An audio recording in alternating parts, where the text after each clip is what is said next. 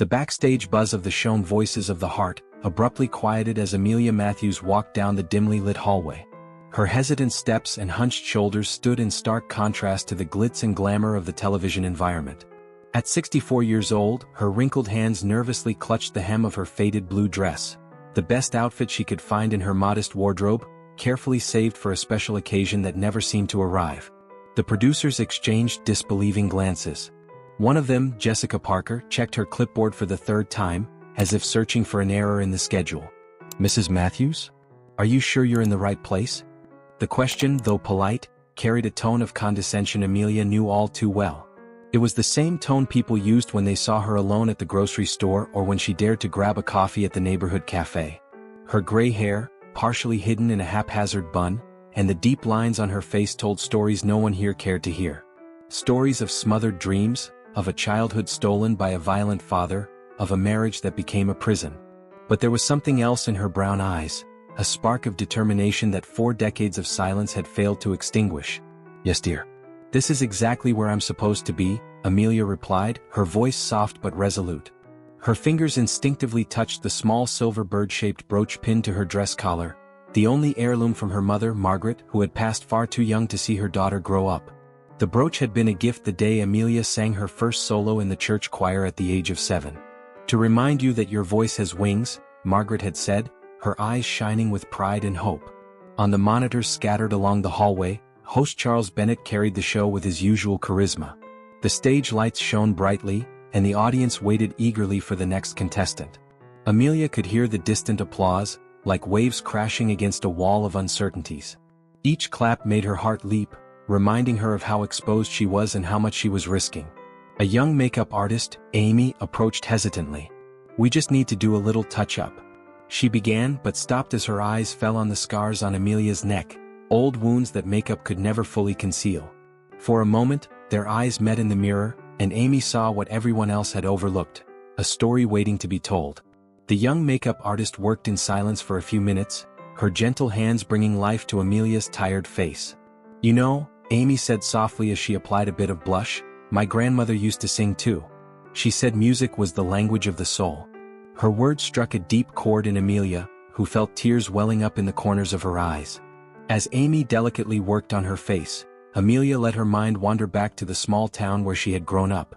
The scent of lavender from her mother's garden, the afternoon spent secretly singing in the attic, the dreams of a little girl who believed her voice could reach the heavens.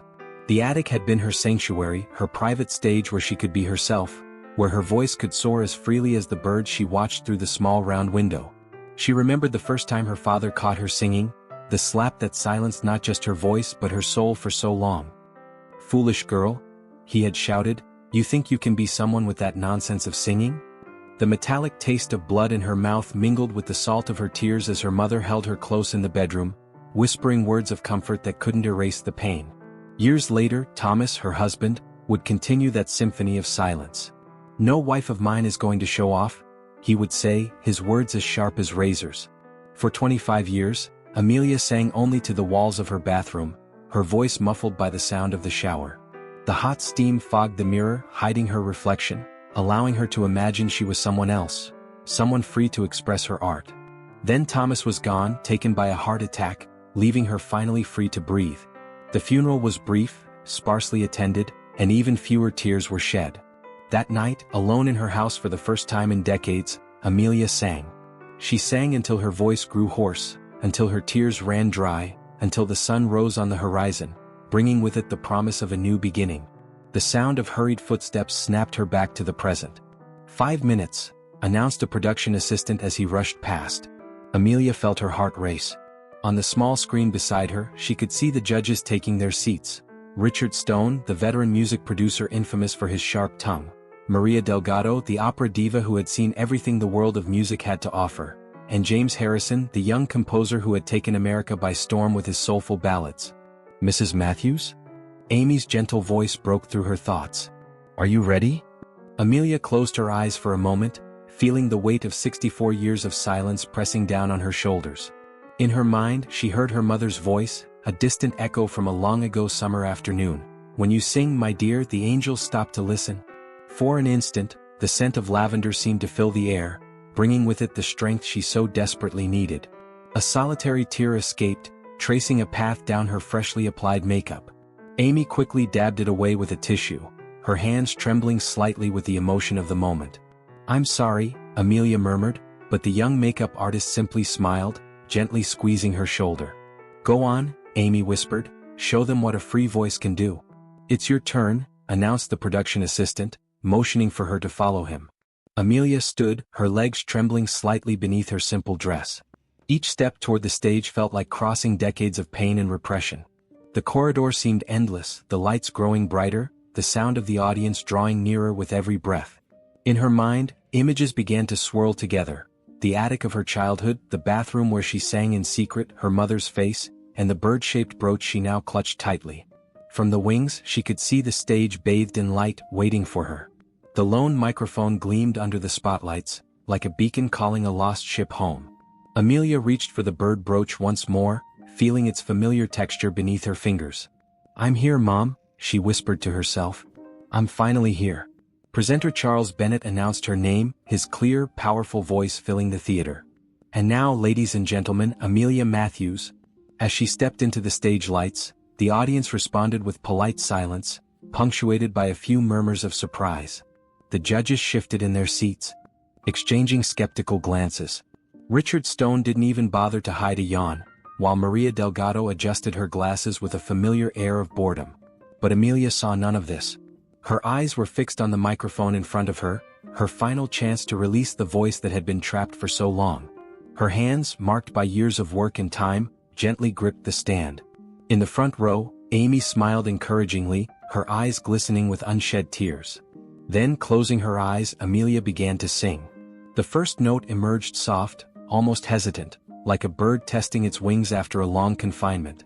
But soon her voice grew stronger, filling every corner of the theater with raw, unfiltered emotion that made the audience hold its breath.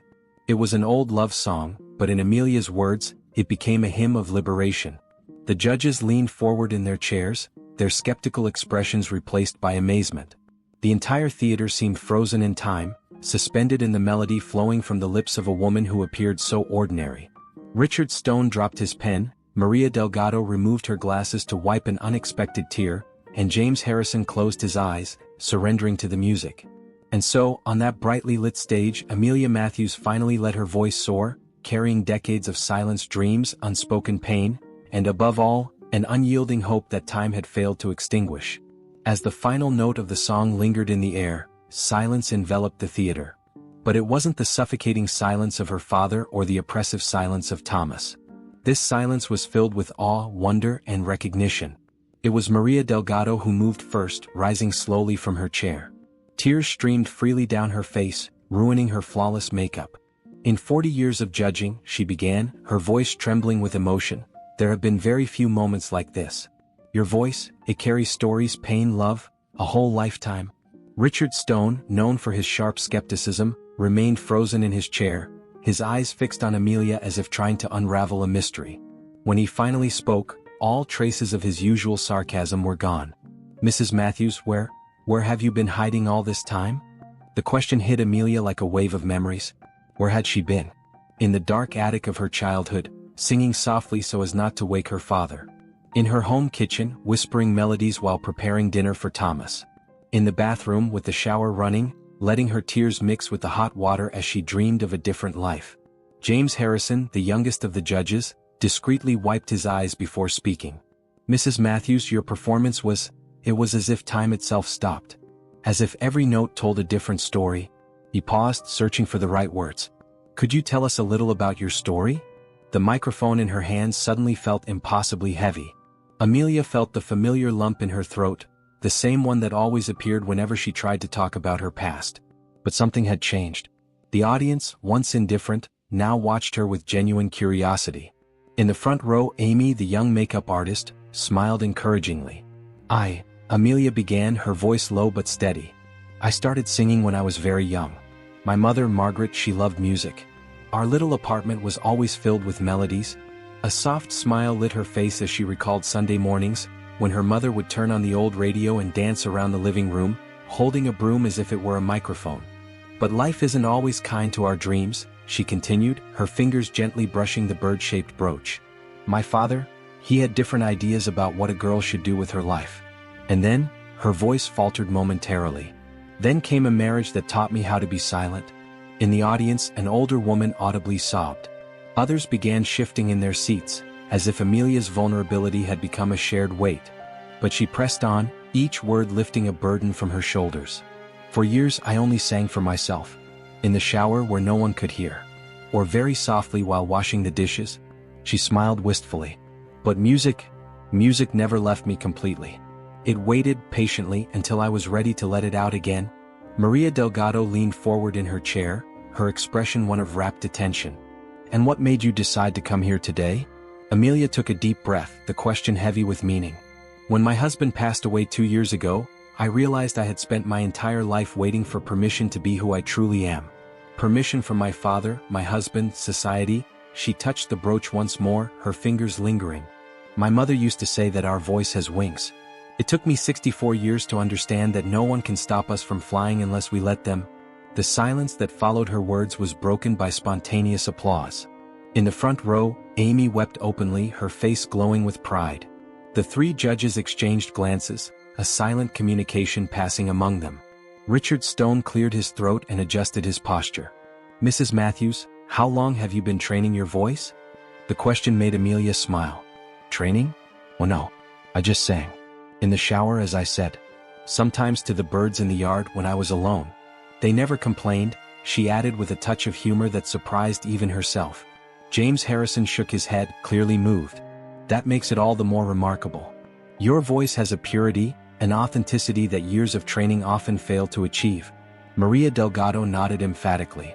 It's as if every moment of silence has turned into strength, into depth. Mrs. Matthews, your voice is not just a natural gift, it's a testimony of resilience, of hope. Backstage, other contestants crowded the wings, momentarily forgetting their own performances. Among them, a young professional singer who had earlier shown disdain for the elderly lady now discreetly wiped away her tears. Charles Bennett, the host, returned to the stage. His polished professionalism seemed slightly shaken by the emotion of the moment. Mrs. Matthews, he began, his voice softer than usual, I believe I speak for everyone here when I say that we have just witnessed something truly special. Amelia felt her cheeks flush. All that recognition was new to her, a strange but not unpleasant feeling. It was as if every kind word helped heal an old wound, every smile lighting up a dark corner of her soul. I just followed my heart, she answered simply, her voice carrying a wisdom that only years can bring. Maybe that's what music really is, the voice of the heart when words aren't enough. Richard Stone cleared his throat, visibly moved. Mrs. Matthews, your performance wasn't just a display, it was a powerful reminder of what happens when we finally let our true voice be heard. He paused, emphasizing his words. And I believe today isn't just the start of your journey, but an inspiration to everyone who has ever felt they needed to silence their own voice. In the audience, dozens of cell phones had recorded the moment. Social media was already buzzing with videos of Amelia's performance, shared with emotional captions and hopeful hashtags. But she knew nothing of this. At that moment, her world consisted only of the illuminated stage, the microphone in her hands, and the intoxicating feeling of finally being truly seen and heard. Maria Delgado stood once again, holding her golden button with solemn determination. Mrs. Matthews. Amelia, there are moments in life when destiny presents us with something so extraordinary that we can't ignore it. Your voice is not just a talent, it is a testimony of resilience, proof that it is never too late to let our light shine. The judge's finger hovered over the golden button, the one that would send Amelia directly to the final of the competition. But before she could press it, Richard Stone and James Harrison joined her, their hands overlapping on the button. Some decisions, James said with an emotional smile, are meant to be made together. The golden button shimmered under the stage lights as the 3 judges pressed it simultaneously. A shower of golden confetti fell onto Amelia, who stood frozen, her eyes misty as they reflected the shimmering glow that danced around her. In the middle of that magical moment, a distant memory surfaced in her mind. Her mother, Margaret, singing as she hung clothes on the clothesline in the backyard, the wind carrying her voice like petals in the breeze. Backstage, Amy ran to hug her as soon as Amelia left the stage. You did it, the young makeup artist whispered, her tears staining the shoulder of Amelia's faded blue dress. You showed them who you really are. The dressing room felt different now. The looks of disdain had transformed into warm smiles, and even the most skeptical producers came over to congratulate her. A young producer, Rebecca, brought a glass of water with trembling hands. "Mrs. Matthews, could you tell us more about your story? People need to hear your journey." Amelia gently held the glass, observing her reflection in the water. "There's not much to tell," she began, but Amy kindly interrupted her. "There's always a story behind a voice like yours." A deep sigh escaped Amelia's lips. Maybe it was time to share what she had kept hidden for so long. "My mother," she began, her voice soft but steady, "was an extraordinary woman. She worked as a seamstress, but her true passion was music. Our little apartment was always filled with melodies, while she ironed, cooked, or simply existed." The people in the dressing room gathered closer, forming an intimate circle around her. Rebecca discreetly turned on her handheld recorder, capturing every word. "Margaret, that was her name, always said that music was our most precious inheritance. We didn't have much money, but we had songs for every moment." Amelia touched the bird brooch, a gesture that had become familiar to Amy. "This brooch was her last gift to me. I had just turned 7. Her voice quivered slightly. "That night she put me to bed singing our favorite song. 'Remember, my little one,' she said, 'your voice has wings. No one can cage it unless you allow it.'" The next morning, Amelia paused, taking a deep breath. The next morning she didn't wake up. An aneurysm, the doctors said. Fast and silent, like the flutter of a butterfly's wings, the silence in the dressing room was palpable. Amy held Amelia's hand, offering quiet support. "My father, he changed after that. Music reminded him of her and the pain was too much. So he started silencing everything that could bring those memories, including me." Amelia ran her fingers over the brooch. "But every time he forbade me from singing, I held this brooch and remembered her words. 'Your voice has wings.'" Rebecca wiped away a tear. "And then came your husband, Thomas?" "Yes," Amelia nodded. "Thomas seemed different at first. He'd smile when he heard me sing while making dinner. But after the marriage..." She paused, choosing her words carefully. "Some people are afraid of the light that others have. Thomas was like that. The more people praised my voice at church, the more upset he became. 'A decent wife doesn't draw attention,' he'd say." Amy gently squeezed her hand. "How did you manage to keep your passion for music alive all this time?" A soft smile lit up Amelia's face. "The shower," she laughed quietly. "My private stage for 25 years. And I had a neighbor, Rose, God rest her soul. She lived in the apartment next door and sometimes heard me singing while watering her plants on the balcony. 'Sing louder, dear,' she would always ask. 'My little birds love your voice.'" Tears now flowed freely down the faces of several people in the dressing room. An older production assistant approached shyly. "My mother used to sing in secret too," she shared, her voice choked with emotion. "In the basement, while doing the laundry." Amelia smiled with understanding. "How many of us hide our voices, our dreams in secret places? How many songs stay trapped, waiting for the right moment to fly?" Rebecca turned off her recorder but remained silent, absorbing the moment. It was Amy who spoke, her voice full of emotion. "But now your voice is free. And it will inspire others to set theirs free too." "Maybe," Amelia replied softly, "that's the true inheritance my mother left. Not just the love for music but the courage to break the silence." A gentle knock on the door interrupted the moment of connection. It was James Harrison, the youngest judge, his face still marked by the emotion of the performance. Before he could speak, a woman in her 70s timidly approached the group. "Excuse me," she said, her voice trembling slightly. I was in the audience. My name is Dorothy Wilson." Her eyes locked with Amelia's with a surprising intensity. "Your story, your music, made me think of my own mother. She also sang secretly in the basement of our house. Dad wouldn't allow music after we lost my brother in the war." Amelia extended her hand to Dorothy, creating an instant connection between two souls who deeply understood the pain of forced silence. The two women embraced, their tears blending in a moment of mutual understanding. "It's amazing how music has this power," Rebecca reflected, her voice soft and thoughtful. "To connect people, to heal old wounds." Amy, who had stayed close to Amelia, shared her own story. "My grandmother, she kept a little radio under her pillow. Every night, after everyone went to sleep, she would put on a headset and sing softly her favorite songs. When she passed away, we found a notebook full of handwritten song lyrics. The dressing room, once a space for hurried preparations and nerves, had transformed into a sanctuary of shared stories and collective healing. Everyone present seemed to have their own version of a silenced voice, a dream kept hidden, a song contained. James Harrison respectfully waited for this precious moment to complete before speaking gently. "Ms. Matthews? The other judges would like to talk to you if you're feeling up to it." Amelia stood up, adjusting her blue dress. Amy quickly touched up her makeup, her gentle hands wiping away the traces of tears. "You know," Amelia said softly to Amy as she prepared to leave, "my mother used to say the best songs are the ones we keep in our hearts. For years I thought she was teaching me to accept silence. Now I understand she was teaching me to preserve my voice until the right moment." Before leaving the dressing room, Amelia paused and looked at the group of people who had shared that intimate moment with her. "Each of us has a song to sing," she said, her voice filled with kindness.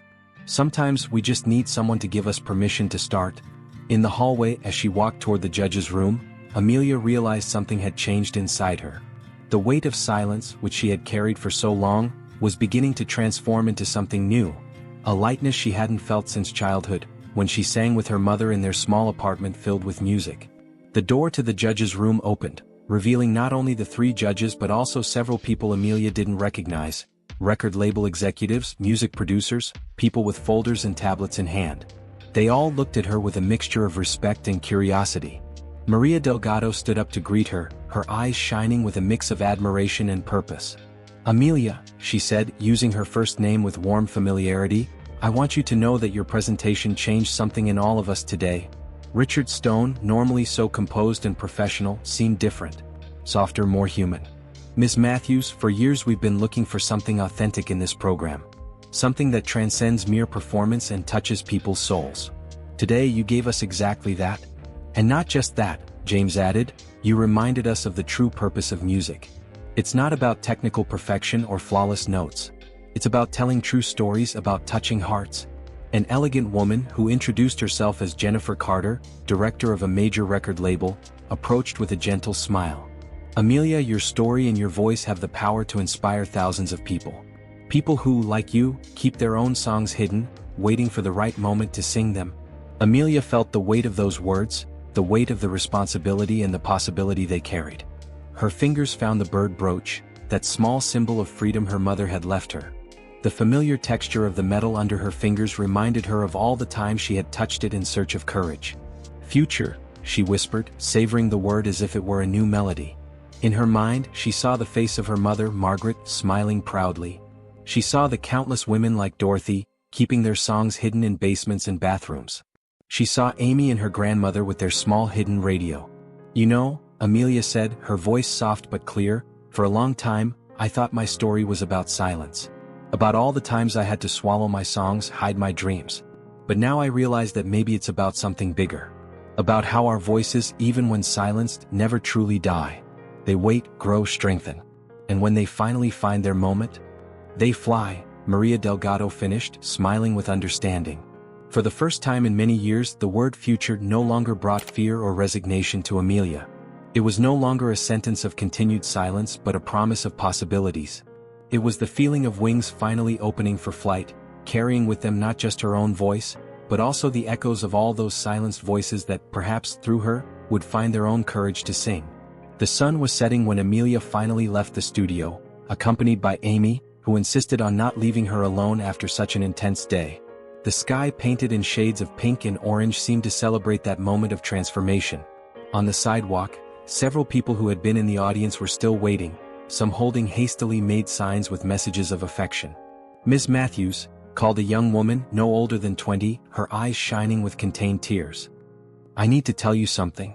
She introduced herself as Rachel, and her hands trembled as she held a small, worn diary. "My grandmother, she also kept her songs hidden. I found this diary of hers after she passed. She never showed it to anyone, but today you gave me courage." Amelia gently touched the diary, feeling the texture of the time-worn pages. Rachel opened to a specific page, where delicate handwriting described unrealized dreams. "She wrote her own songs," Rachel explained, her voice thick with emotion. "No one knew. Not even my grandfather." Amy watched the scene with emotion, her hand still protectively resting on Amelia's shoulder. The bond between the two women had grown throughout the day, transforming into something deeper than the relationship between makeup artist and participant. You remind me so much of her, Rachel continued, carefully flipping through the diary. The same kindness in her eyes, the same love for music. She used to sing softly while rocking me to sleep when no one else could hear. A small group formed around them, each person carrying their own story of dreams kept hidden and silenced voices. An older woman shared how she used to sing secretly in the basement of her house, using the sound of the washing machine to drown out her voice. Another told the story of her sister, who gave up a music scholarship to meet the expectations of her family. It's incredible, Amy said softly, how many similar stories there are. How many voices waiting for their moment of freedom. A taxi pulled up nearby and Jennifer Carter, the record label director, hurried out. Her high heels clicked rhythmically on the sidewalk as she approached. Amelia, she called, we need to talk about some proposals. But upon seeing the group gathered, their stories intertwined in a moment of genuine connection, Jennifer paused, realizing that something special was happening. Maybe, Amy suggested, noticing the tiredness in Amelia's eyes, we can continue this conversation tomorrow? Today was an intense day. Jennifer nodded, understanding. Of course. But before I go? She hesitated, something changing in her eyes. May I share something personal? Something I've never told anyone in the music business? The group instinctively gathered closer, forming an intimate circle of trust. Jennifer pulled an old yellowed photo from her bag. In it, a young woman smiled beside a piano. My mother, Jennifer explained, her professional tone giving way to a more vulnerable one. She was an incredible pianist. But back then, my grandfather thought music wasn't a suitable profession for a family girl. She ended up becoming a math teacher. Jennifer paused, taking a deep breath. When I decided to work in music, I promised myself I'd do something different. That I'd help other voices be heard. Amelia looked at all the women around her. Rachel with her grandmother's diary, the woman from the basement, Jennifer with her precious photo, Amy with her kind eyes. Each of them carried a piece of the same story, a different song of the same melody of deferred dreams and silenced voices. Do you know what my mother used to say? Amelia shared, her fingers finding the familiar bird brooch. She used to say that our voices are like seeds in the wind. Even when they seem lost, they find a place to bloom. Rachel opened the diary again, her hands steadier now. There's a song here. My grandmother wrote it thinking of her own mother. It was never sung out loud. She offered the diary to Amelia, who accepted it reverently. The words written on that yellowed page seemed to pulse with a life of their own. Amelia began to hum softly, turning those silenced words into music for the first time. Her voice, gentle and clear, floated in the evening breeze. One by one, the women around her began to join in the song. Amy with her young, sweet voice. Jennifer, momentarily forgetting her professional demeanor. Rachel, tears flowing freely down her face. The woman from the basement, her voice trembling but determined. There, on the sidewalk outside a television studio, as the sun painted the sky in shades of farewell, something magical began to happen. What had started as a small group of strangers transformed into an impromptu choir of connected souls. An elderly woman with white hair approached shyly, then another and another. Soon, more than a dozen women had formed a semicircle around Amelia, each bringing her own story, her own pain, her own hope. A young waitress from the cafe across the street dropped her apron and joined the group, silent tears streaming down her face as she sang. An executive in her immaculate suit stopped her important phone call, drawn to the music now filling the street. Each unique voice, each personal story, but all part of the same song of liberation. Among them was an elderly Japanese woman, her wrinkled hands clutching an old photograph. Later, she would share the story of how her mother used to sing traditional songs in secret, fearing prejudice in a country that hadn't yet learned to embrace different cultures. Beside her, a young music student held her music binder like a shield, recalling all the times she was discouraged from following her dreams. Passers-by stopped to watch, some taking photos with their phones, others simply absorbing the moment. An elderly man parked his car across the street, silent tears streaming down his face as he listened. When the song ended, the silence that followed wasn't heavy like the silences Amelia had known all her life. It was a silence full of possibilities, promises, and newly discovered connections. This is it, Jennifer said, her voice still choked with emotion. This is exactly what we need to share with the world. Not just your voice, Amelia, but all these stories. All these voices waiting for their chance to be heard. Amy smiled, still holding Amelia's hand. Every person has their own song hidden inside, don't they? Sometimes we just need someone to show us that it's safe to sing it. The sky was now painted in shades of purple, the first stars beginning to appear. Rachel carefully tucked her grandmother's diary away, but now she held it differently, no longer as a secret to be hidden, but as a treasure to be shared. "Tomorrow," Jennifer said, her professional tone returning gently, "we'll talk about turning all of this into something bigger. Something that can touch even more lives." Amelia nodded, feeling the weight of the bird brooch at her collar. She thought of her mother, how she would have loved to see that moment. How she would have joined the impromptu choir, her voice blending with the others in perfect harmony. As Amy gently guided her toward the car waiting for them, Amelia realized that her journey was just beginning. What had started as a moment of personal courage was transforming into something larger, something that had the power to awaken other dormant voices, to heal other silenced souls. And perhaps, she thought, this was the true purpose of her music. Not just to free her own voice, but to help others find the courage to free theirs. In the car, as Amy drove through the now quiet streets of the city, Amelia held the small piece of paper that Rachel had slipped into her hand before leaving. It was a copy of the last song her grandmother had written just a few weeks before she passed away.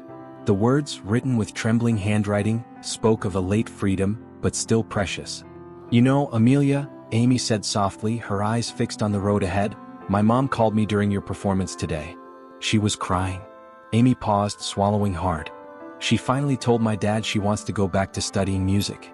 After 30 years of keeping that dream to herself." Amelia touched the bird brooch once more, feeling its familiar weight. In that small silver object, her mother had left more than just a memory, she had left a mission. A mission that only now, at 64 years old, Amelia was truly beginning to understand. "Tomorrow will be a new day," she murmured, watching the city lights pass by the car window. A new day not just for her but for all the women who had shared their stories, their pain, their dreams. For all the voices that, like hers, were just waiting for a small spark of courage to finally take flight. Amelia's small apartment had never felt so welcoming as it did that night. Amy insisted on accompanying her inside, carrying a bag with the faded blue dress that now held more than memories. It held the moment when everything changed. "I need to show you something," Amelia said softly as she opened the door. The apartment was simple, but every corner told a story. Old photographs in worn frames, a vintage radio in the corner of the room, handmade lace curtains that danced with the night breeze. Amy watched as Amelia walked over to a dark wooden chest hidden beneath the window. The wood was marked by time, but the care with which Amelia treated it suggested that something precious was stored inside. With gentle hands she lifted the lid. "This was my mother's music chest," Amelia explained, her voice heavy with memories. Inside, carefully organized, were dozens of yellowed sheet music. Some handwritten, others printed, all holding the stories of dreams kept hidden. "Margaret wrote her own music," Amelia continued, carefully removing a particularly worn notebook. "No one knew, not even my father. She used to say that each song was a love letter to the life she dreamed of having." Amy sat down beside Amelia on the small sofa, her young hands gently touching the old pages. "You never sang these songs?" "No," Amelia replied, a sad smile playing at her lips. "I was always afraid that if I sang them, the pain of missing her would be too much." She paused, carefully turning a page. "But today I feel like I'm finally ready." The two women spent the next few hours immersed in the memories kept in that chest. Amy discovered that Margaret not only wrote music, she also kept newspaper clippings about shows and concerts, tickets to performances she never got to attend, and letters never sent to music schools. "Look at this," Amy said softly, holding up an old photograph. In it, a young Margaret smiled radiantly, holding an improvised microphone made from a hairbrush. She was beautiful. She was, Amelia agreed, gently touching the photo.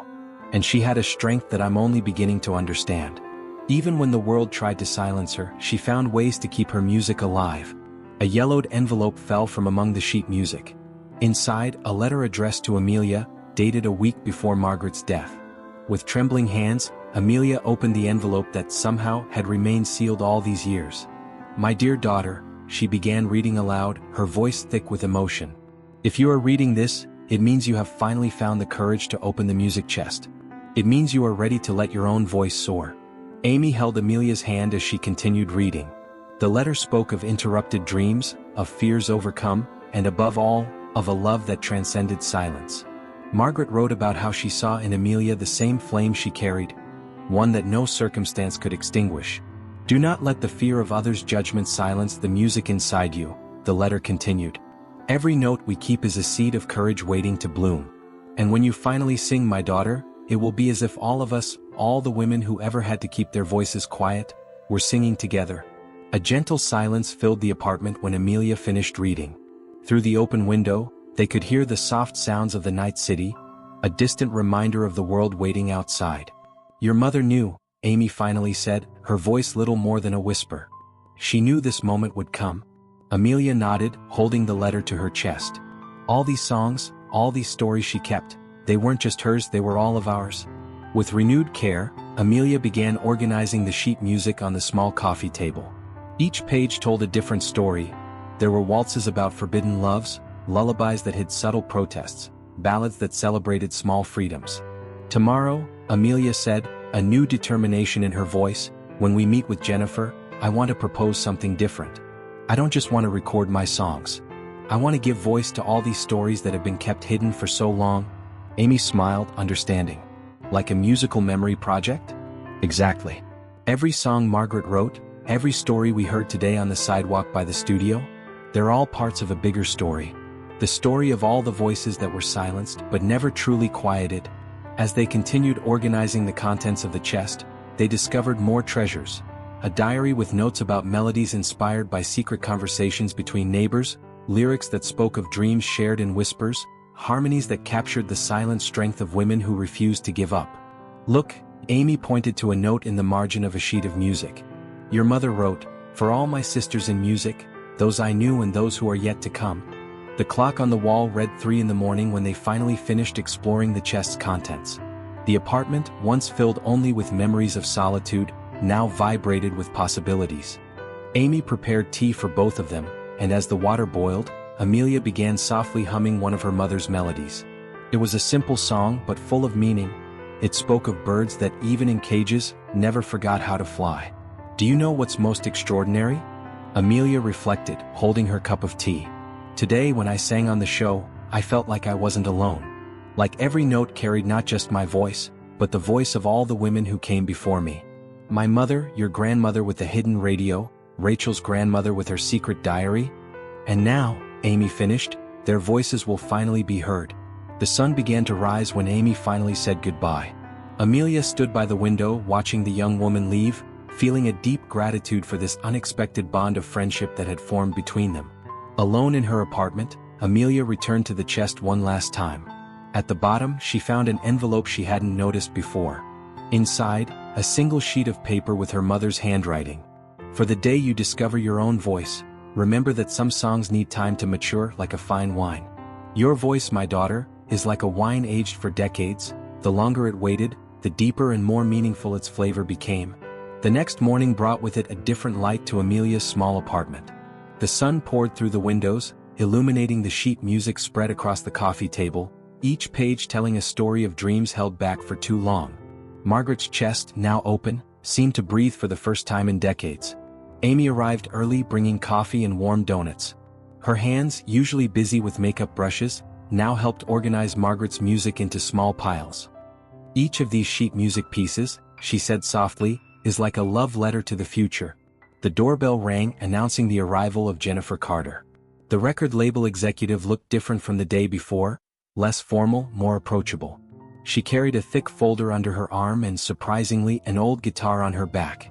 "My mother gave me this guitar when I turned 16, Jennifer explained, noticing Amelia's curious gaze. "It was the only thing she kept from her days as a musician. Today, for the first time in years, I felt like I needed to bring it." The 3 women sat around the small coffee table, steaming cups of coffee in hand. Jennifer's guitar rested against the sofa, like a silent but significant presence. "Before we get into the professional details," Jennifer said, placing her cup on the table, "I want to share something personal." She opened her folder and pulled out an old photograph. "This is my mother with her music group in 1962. They used to perform in small cafes, always under different names so that my grandfather wouldn't find out." Amelia carefully took the photograph. 5 young women smiled at the camera, instruments in hand and dreams in their eyes. "They look so happy," she murmured. "They were happy in those stolen moments," Jennifer confirmed. "And do you know what I discovered last night? One of the songs in their repertoire was by your mother, Margaret." The silence that followed was filled with meaning. Amy picked up one of the sheet music pieces from the table, a song titled Vous Nocturno, Night Flight, and showed it to Jennifer. "This one?" Jennifer took the sheet music with slightly trembling hands. "Yes. My mother used to hum this melody while cooking. I never knew where it came from." Amelia felt tears welling up in her eyes. "So my mom's music, it found its way even when she couldn't?" "Exactly," Jennifer smiled, wiping away a tear. "And that's why I'm here today with a different proposal than what I usually do." She took a deep breath before continuing. "I don't want to just record your songs, Amelia. I want to create a project that tells all these stories: your mother's music, the stories of the women we met yesterday, the memories kept in trunks and diaries all over the country." Amy leaned forward, her eyes shining. "Like a musical documentary?" "More than that," Jennifer explained, her enthusiasm growing. "A movement. We could create a platform where women of all ages can share their musical stories. Their mothers, grandmothers, aunts, all those who had to keep their voices hidden." Amelia sat in silence for a moment, absorbing the magnitude of the idea. Her fingers found the bird-shaped brooch, that small symbol of freedom her mother had left her. "Last night," she began slowly, "I read all the notes my mother left in the margins of these sheet music pieces. She didn't just write music, she documented the lives of other women she knew.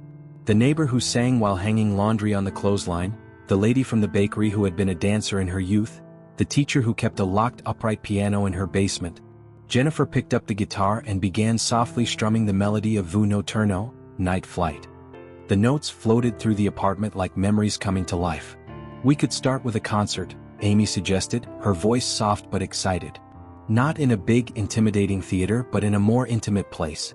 We could invite all those women we met yesterday, ask them to bring their stories, their hidden songs. The old cafe downtown would be perfect," Jennifer added. "It has a vintage piano that survived decades of stories. The owner told me that many female musicians used to perform there in the 60s, when other places didn't allow women on stage." Amelia stood up and walked to the window. Outside, the city was beginning its day, thousands of untold stories unfolding at every corner. How many other Margarets were out there, their songs waiting to be discovered? "You know," she said, turning to Amy and Jennifer, "for years I thought I was alone in this story. That my pain, my forced silence, was something unique." She paused, looking at the sheet music scattered around. "But now I see we've always been part of something bigger. Every song hidden, every delayed dream. They're all threads in the same tapestry." Jennifer set the guitar aside and pulled a piece of paper from her folder. "I've made some contacts. Rachel, the young woman with her grandmother's diary, has a community radio program. Dorothy, the lady we met yesterday, teaches music to underprivileged kids. The waitress from the cafe? She organizes a secret choir in the basement of the church. Little acts of resistance," Amy smiled. "Each of them keeping the music alive in their own way." Amelia sat down again, picking up one of her mother's sheet music. It was a song without a title, just a date, April 21, 1962. On the margin, Margaret had written, "To all my sisters in music, our united voices are stronger than any silence." "Then let's do it," Amelia said with determination. "Let's tell all these stories, sing all these songs. Not just for us but for all of them, the ones who came before and the ones who will come after." Jennifer smiled, picking up her phone. "I'll call the cafe owner right now. We can organize the first gathering for next weekend. And I can create a page on social media," Amy added, her eyes shining with excitement. "Share excerpts of the stories, invite other women to join in." While the two young women dove into their plans, Amelia turned her attention back to her mother's trunk. At the bottom, she found one last envelope she hadn't noticed before. Inside, there was only a small note, written in Margaret's delicate handwriting. "My dear daughter, if you are reading this, it means you finally understand. Our music was never just about singing. It was about creating connections, building bridges between lonely hearts, turning pain into beauty. And now, it is your turn to continue this symphony." The old cafe downtown had never witnessed a night like this. The soft lights cast golden shadows on the exposed brick walls, while the aroma of freshly brewed coffee mingled with the anticipation that filled the air. The vintage piano, a silent witness to decades of untold stories, occupied a special corner of the small, improvised stage. It was 1 week after Amelia's performance on the Voices of the Heart show. The video of her performance had touched thousands of hearts, inspiring other women to share their own stories of dreams kept hidden and silenced voices. Now, on this special night, the cafe was filled with women of all ages, each carrying her own musical story. Amy had transformed the space with small personal touches. Old photographs on the walls showed women musicians through the decades, some of them provided by Jennifer herself, others brought by the participants. Among them, a photo of Margaret smiled serenely, her bird-shaped brooch gleaming under the vintage lights. Rachel, the young woman with the diary, was organizing the evening's performances. Her community radio show had become a gathering place for other women who had kept music in their hearts. Dorothy, with her elegantly styled white hair, adjusted the sheet music on the piano, preparing to accompany the performances. "Are you nervous?" Amy asked gently, helping Amelia adjust her dress. No longer the faded blue one, but a new lavender-colored one, chosen especially for the occasion. "It's not nervousness," Amelia replied, touching the familiar bird brooch. "It's more like gratitude. For all these lives that have connected in such unexpected ways." Jennifer approached, carrying an old box. "We found this in the record label archives," she explained, carefully opening it. Inside was a vinyl record, its cover worn by time. "It's an underground recording from 1962. A group of women singing Margaret's songs." Amelia's hands trembled as she held the record. On the back cover, a handwritten song list included Vu Noturno and other compositions she had discovered in her mother's trunk. "Your mother never knew," Jennifer continued softly, "but her songs traveled. They were sung in small cafes like this one, at secret gatherings, in stolen moments of freedom." The cafe began to fill. A young violinist who worked as a janitor during the day. A lady who had been an opera singer in her youth, before her husband forbade her from performing. Mothers, daughters, grandmothers, each one bringing yellowed sheet music, old diaries, dreams kept hidden for too long. Rachel stepped up to the small stage, her voice trembling slightly with emotion. "Welcome to the first meeting of Voces Libertas," she announced. "This is not just a show, it's a celebration of all the songs that lived in the shadows, of all the voices that patiently waited their turn to shine." Dorothy began to play softly on the piano, her experienced hands bringing life to a familiar melody. Vu Noturno, Margaret's composition that had secretly traveled for so many years. Amelia stood up, walking to the center of the small stage. The entire cafe fell silent, dozens of eyes gleaming with contained tears. She looked at Amy, who smiled encouragingly from the front row, at Jennifer, who held the vinyl against her chest like a precious treasure. "This song," Amelia began, her voice soft but firm, "was written by my mother at a time when women like her had to hide their melodies. Today I sing not just for her or for me. I sing for all of us, those who came before, those who are here now, and those who will come." Amelia's voice filled the space, each note carrying decades of emotions kept hidden. But this time something magical happened. One by one, other voices began to join hers. The young violinist improvised a delicate harmony. The former opera singer added deep, rich notes. What started as a solo song transformed into a symphony of freed voices. Some knew the melody from the secret gatherings of their mothers and grandmothers. Others were learning it in the moment, their hearts naturally finding their place in the harmony. Rachel discreetly filmed with her phone, streaming live to her radio show. Messages began to pour in from listeners, other women recognizing the song, sharing their own stories of silenced voices and dreams kept hidden. Jennifer watched everything with tears in her eyes, realizing that this moment transcended any contract or commercial agreement. It was the beginning of something greater, something her mother and so many others had dreamed of. When the music ended, the silence that followed was different from any other. It was a silence full of possibilities, promises, and dreams finally allowed to fly. Amy stepped onto the stage, hugging Amelia tightly. "Your mother is here," she whispered. "In every note, in every voice that joined yours." An elderly woman timidly approached, holding a worn notebook. I knew your mother," she revealed, her voice trembling. "We used to meet in secret to sing in a basement on 42nd Street. She gave us the courage to keep our songs alive." The stories began to flow like a river long dammed. Every woman present had a memory to share, of hidden songs, delayed dreams, small acts of musical resistance that had been passed from mother to daughter like precious secrets. Jennifer announced that the cafe would now be a permanent space for these gatherings. "Every Sunday," she said, "these walls will witness more voices being freed, more stories being told through music." As the night progressed, Amelia watched the women exchanging sheet music, teaching melodies to one another, forming connections that transcended age, social class, and life stories. Her mother's dream had not only survived, it had flourished and multiplied. "You know," she said to Amy and Jennifer as they watched the scene, "for years I thought my story was about loss. The loss of my mother, the loss of my voice, the loss of so many years in silence. But now I see it was always about encounters. About how our songs, even when kept hidden, never stopped looking for other songs to harmonize with. The bird brooch on her collar shone softly under the cafe lights, like a little guiding star. Margaret had planted a seed of courage that was now blooming into an entire garden of freed voices. The night ended with a promise. Not just of more gatherings, more songs, more shared stories, but of a future where no voice would need to remain silent. Where every hidden song would find its moment to soar. And so, in a small cafe in the heart of the city, a new tradition was born. A tradition of healing, liberation, and transformation through music. A tradition that started with a 64-year-old woman who finally found the courage to sing, and now would continue through countless voices, each carrying its own melody of freedom. This story of Amelia reminds us that it is never too late to let our true voice be heard. If this journey of courage and transformation touched your heart, share your own story of overcoming in the comments. Every comment, every like, every new subscription to the Life Stories channel helps us find more voices waiting for their moment to shine. Together we can create a community where every story matters, where every voice finds its place to bloom. See you in the next story with more narratives that inspire hearts and transform lives.